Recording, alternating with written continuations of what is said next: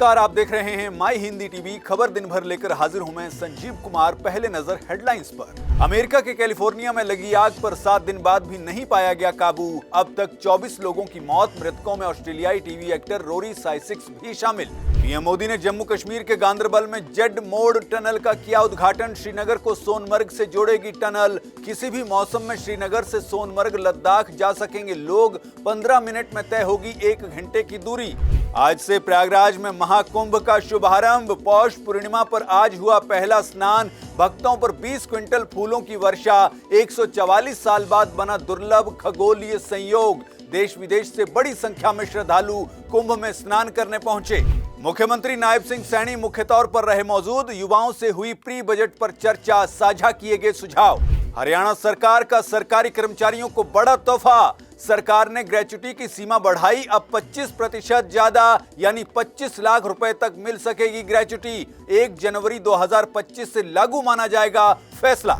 हरियाणा के मुख्यमंत्री नायब सैनी ने हरियाणा के परिवारजनों को दी लोहड़ी और मकर संक्रांति की शुभकामनाएं। बोले इस पावन पर्व की बहुत बहुत बधाई। 26 जनवरी को नई दिल्ली में आयोजित होने वाले राष्ट्रपति एट होम कार्यक्रम में शामिल होंगी फरीदाबाद की डॉक्टर अनुभवा महाजन। डॉक्टर महाजन का एनजीओ इनविजिबल डिसेबिलिटी से संबंधित लोगों का करता है इलाज और मदद। उनके उत्कृष्ट कार्य के लिए सरकार की ओर से दिया गया निमंत्रण। 21 मार्च से शुरू होगा आईपीएल का 18वां सीजन। 25 मई को कोलकाता में होगा फाइनल मुकाबला। 7 फरवरी से शुरू हो रहा विमेंस प्रीमियर लीग। अब की बार 2 की बजाय 4 जगह खेला जाएगा टूर्नामेंट। जनवरी के आखिर में रिलीज होगा आईपीएल का पूरा शेड्यूल।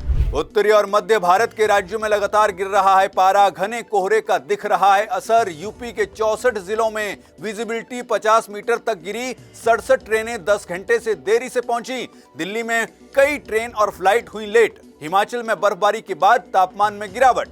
और पंजाब, हरियाणा, हिमाचल में मनाया जा रहा लोहड़ी का त्योहार। तिल, चूड़ों और मूंगफली के साथ बोनफायर का मजा ले रहे हैं लोग।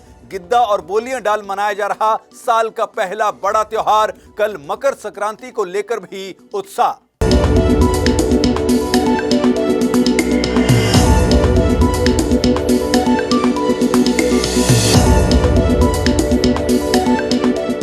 अब खबरें विस्तार से। सबसे पहले बात महाकुंभ की।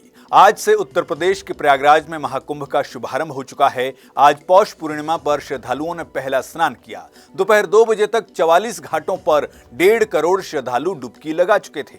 महाकुंभ 144 साल में दुर्लभ खगोलीय संयोग में हो रहा है। इस सुअवसर पर देश ही नहीं बल्कि विदेश से भी लोग प्रयागराज पहुंचे हैं। भीड़ इतनी है कि कई लोग अपनों से बिछड़ भी गए हैं। विदेशी श्रद्धालु बड़ी तादाद में कुंभ में स्नान करने पहुंचे हैं। प्रशासन के मुताबिक जर्मनी, ब्राजील, रूस समेत 20 देशों से भक्त पहुंचे हुए हैं। हर घंटे संगम में 2 लाख श्रद्धालु स्नान कर रहे हैं। आज से ही श्रद्धालु 45 दिन का कल्पवास शुरू करेंगे। संगम पर एंट्री के सभी रास्तों पर भक्तों की भीड़ है। वाहनों की एंट्री बंद है। श्रद्धालु बस और रेलवे स्टेशन से 10 से 12 किलोमीटर पैदल चलकर संगम पहुंच रहे हैं। 60,000 जवान सुरक्षा और व्यवस्था संभालने में लगे हुए हैं। पुलिसकर्मी स्पीकर से लाखों की संख्या में आई भीड़ को मैनेज कर रहे हैं। जगह जगह कमांडो और पैरामिलिट्री फोर्स के जवान भी तैनात हैं। वहीं एप्पल के को फाउंडर स्टीव जॉब्स की पत्नी लॉरेन पावेल जॉब्स महाकुंभ में पहुंची हैं। उन्होंने निरंजनी अखाड़े में अनुष्ठान किया। वे कल्पवास भी करेंगी। आगे बढ़ते हैं और बात करते हैं पीएम मोदी की। पीएम मोदी ने आज जम्मू कश्मीर के गांदरबल में जेड मोड़ टनल का उद्घाटन किया। ये टनल श्रीनगर को सोनमर्ग से जोड़ेगी। 6 किलोमीटर 400 मीटर लंबी ये double lane tunnel Srinagar Leh highway NH1 पर बनी है। बर्फबारी की वजह से ये हाईवे 6 महीने बंद रहता है, लेकिन टनल बनने से लोगों को अब ऑल वेदर कनेक्टिविटी मिलेगी। पहले श्रीनगर लेह हाईवे पर गगनगीर से सोनमर्ग के बीच 1 घंटे से ज्यादा समय लगता था। इस टनल के कारण अब ये दूरी 15 मिनट में पूरी हो सकेगी। इसके अलावा गाड़ियों की स्पीड भी 30 किलोमीटर प्रति घंटे से बढ़कर 70 किलोमीटर प्रति घंटा हो जाएगी। दुर्गम पहाड़ी वाले इस क्षेत्र को पार करने में पहले 3 से 4 घंटे का समय लगता था। अब ये दूरी मात्र 45 मिनट में पूरी हो जाएगी। माना जा रहा है कि पर्यटन ही नहीं बल्कि देश की सुरक्षा के लिए भी ये प्रोजेक्ट अहम है। इससे लद्दाख तक सेना की पहुंच आसान होगी, जिसका मतलब है कि बर्फबारी के समय जो सामान सेना को एयरफोर्स के विमान के जरिए लेकर जाना पड़ता था, अब वो सड़क मार्ग से ही कम खर्च पर पहुंच सकेगा। आपको बता दें कि जेड मोड टनल 2700 करोड़ रुपए की लागत से बनी है। इसका निर्माण 2018 में शुरू हुआ था। टनल में 434 किलोमीटर लंबे श्रीनगर कारगिल लेह हाईवे प्रोजेक्ट का हिस्सा है। इस प्रोजेक्ट के तहत 31 टनल बनाई जा रही हैं, जिनमें से 20 जम्मू कश्मीर में और 11 लद्दाख में हैं। आगे बढ़ते हैं और बात करते हैं हरियाणा के मुख्यमंत्री नायब सिंह सैनी की। हरियाणा के मुख्यमंत्री नायब सिंह सैनी आज कुरुक्षेत्र विश्वविद्यालय में प्री बजट सुझाव एवं चर्चा कार्यक्रम में शामिल हुए। इस कार्यक्रम में मुख्यमंत्री ने युवाओं से प्री बजट पर सुझाव लिए और चर्चा की। मुख्यमंत्री सैनी ने कहा कि युवाओं के साथ बैठकर प्री बजट कंसल्टेशन किया है। युवाओं से बहुत अच्छे सुझाव मिले हैं। मुख्यमंत्री सैनी ने इस मौके पर दिल्ली विधानसभा चुनावों पर कहा कि दिल्ली में बीजेपी की सरकार बहुमत से आ रही है, क्योंकि आम आदमी पार्टी ने झूठ बोलकर लोगों का पेट भरा है और वोट हथियाए हैं। आम आदमी पार्टी की सरकार सबसे ज्यादा भ्रष्टाचार में डूबी है और लोगों में इस बात को लेकर बहुत रोष है और इसका गुस्सा 5 तारीख को दिल्ली के लोग आम आदमी पार्टी की सरकार पर निकालने जा रहे हैं। उन्होंने व्यंग्य कसते हुए कहा कि आगे आगे देखना कालिया तेरा क्या होगा। मुख्यमंत्री सैनी ने हरियाणा सरकार के बारे में बोलते हुए कहा कि सरकार नशे और आतंकवाद की कमर को तोड़ने के लिए कटिबद्ध है, जिसे लेकर अभी हाल ही में आला पुलिस अधिकारियों के साथ बैठक की गई है। चलिए आगे बढ़ते हैं और हरियाणा सरकार से ही जुड़ी हुई एक और महत्वपूर्ण खबर आपको बताते हैं। खबर यह है कि हरियाणा सरकार ने सरकारी कर्मचारियों के लिए ग्रेच्युटी की सीमा को बढ़ा दिया है। इस संबंध में वित्त विभाग ने नोटिफिकेशन भी जारी कर दिया है। इस बारे में सीएम नायब सैनी की अगुवाई में हरियाणा कैबिनेट पहले ही मंजूरी दे चुकी थी। वित्त विभाग के अतिरिक्त मुख्य सचिव अनुराग रस्तोगी की तरफ से जारी अधिसूचना के मुताबिक अब कर्मचारियों को 25% ज्यादा यानी 25 लाख रुपए की ग्रेच्युटी मिल सकेगी। सरकार ने इसे हरियाणा सिविल सेवा पेंशन संशोधन नियम 2024 बना दिया है। यह फैसला 1 जनवरी 2025 से लागू माना जाएगा। प्रदेश में अभी 72,000 सरकारी कर्मचारी हैं, जिन्हें इसका सीधा फायदा मिलेगा। अब बात करते हैं आईपीएल 2025 की।